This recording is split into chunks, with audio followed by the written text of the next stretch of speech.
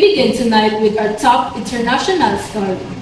The situation between Iran and Israel has reached a critical point, with escalating military strikes and an increasingly fragile diplomatic environment.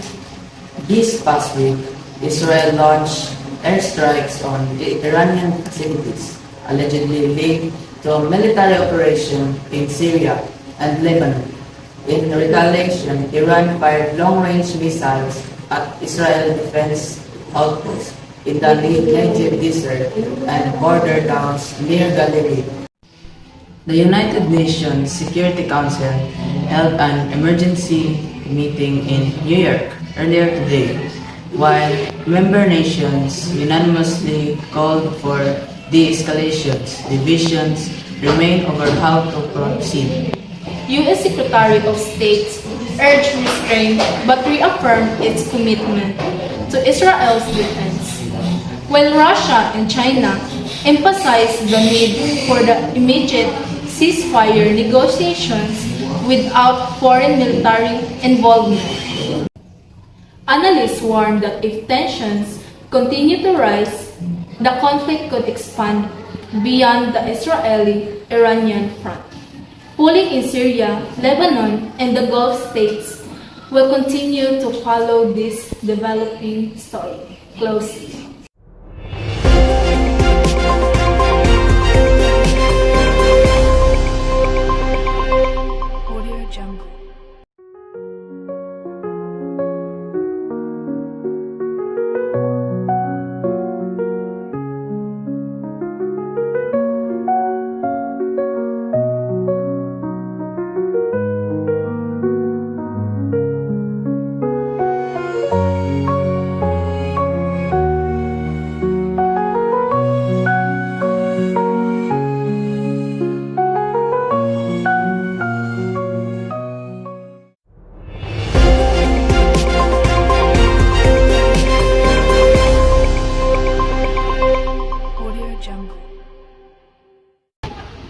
We begin tonight's news with an update on the ongoing COVID-19 situation in India.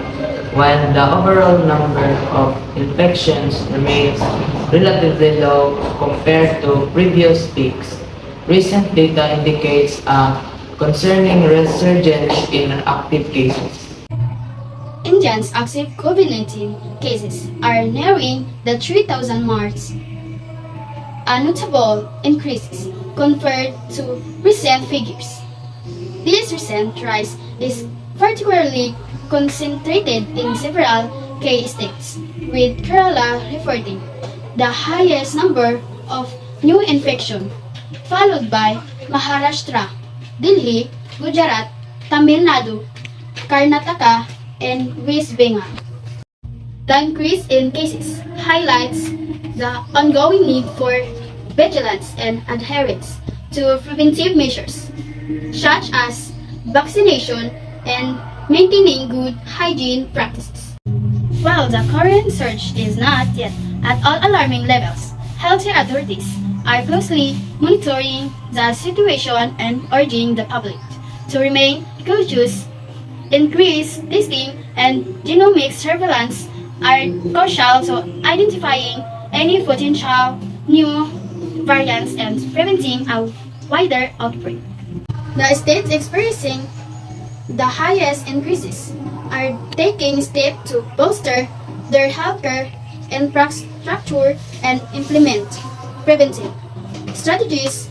We encourage our viewers to stay informed through official government channels and to take necessary precautions to protect their health and the health of their communities. Let's now turn to the local news. Back home in the Philippines, Congressman Paulo Duterte has addressed recent rumors that the Duterte family plans to sell their long-standing home in Davao City. In a statement released early today, Congressman Paulo Duterte, son of the former president, definitively replied that the family will not be selling their property in Davao City. This declaration follows weeks of the speculation and the media reporting regarding potential sale of residence. Pwede ba na ako i-question tong sa balay? Yes, Oh. of course. Sir, naabot na ba sa iya, sir? Ang Ako siyang ipangutana po. Una, ako lang siyang likay-likay kay kabalo man ka sa nasulod, di ba? Medyo depressed. So ako siyang ipangutana nga og ibaligya ba tong balay sa among lula, sa dili daw to ibaligya, di sa musugot. Yan ako nang gidiretso nga imong balay diya sa Doña Luisa ibaligya ba ni tubag naman siya ngano nga baligya ba daw nga mo daw na yung pinakauna niyang balay unya si Hanilet na mo daw kaugalingong balay dako daw. So mo to yan tubag. So di daw niya pabaligya. Pero nabaligya na ni Hanilet, ako pong gipangutana nga kung ang titulo ka kinsa murag nisulti man to siya ka Hanilet daw murag ana. Wa po ko way klaro po diyan tubag pero nabaligya na pud may mabuhat. Kasi sa pagkakaron ang among inahan si mama namo ni sulti gyud nga og pohon og kaluyan sa Ginoo makagawa siya dito na siya papuyon sa balay namo. wow. Okay. The family decision to retain ownership of the property concludes a period of uncertainty surrounding its future. The significance of the family decision extends beyond a simple real estate transaction. The residence holds considerable historical and physical value, representing the former president's long-standing connection to Davao City and its citizenry. The specific reason for the family decision remain largely private. The announcement provides clarity and resolve the public discuss on this matter. We will of course continue to report to any further development related to the Duterte family and any other activities. Local analysts suggest the rumors may be politically motivated as the Duterte family continues to wield influence in southern Mindanao. No official statements have been filed with city records confirming any sale.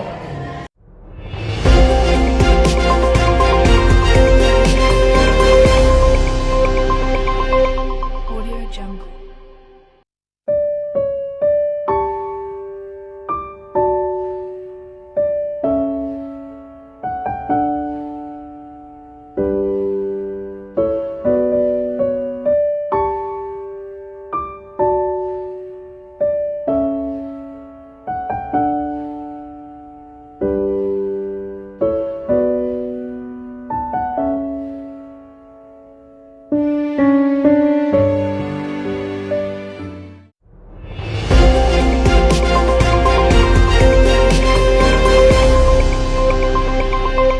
Audio Jungle.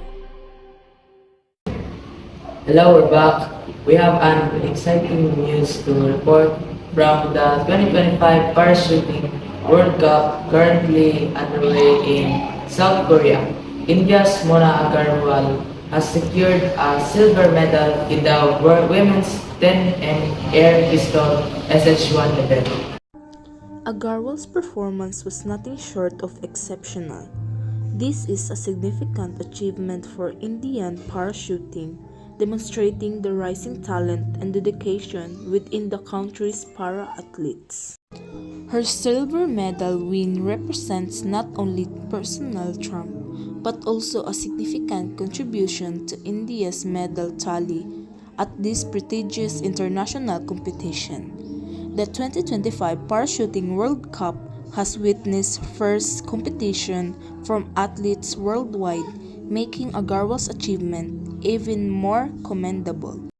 Agarwal's victory is a testament to her relentless hard work, dedication, and unwavering commitment to excellence.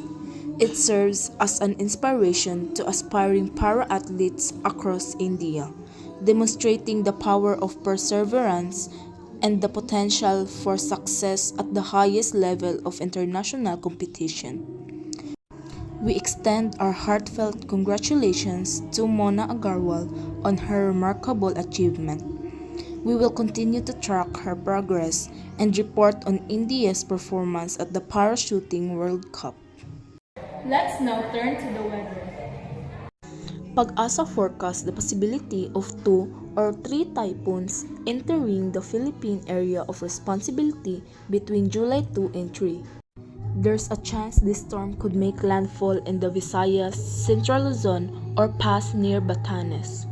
While there's a possibility that typhoons might veer off course, they are expected to intensify due to the southwest monsoon.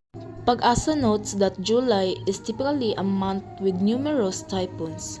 Currently, a low-pressure area near Quezon Province is being monitored with a slightly increased chance of developing into a tropical cyclone.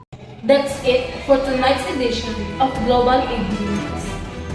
We covered rising global tensions, public health updates, local political clarifications, inspiring sports achievement, and critical weather warnings.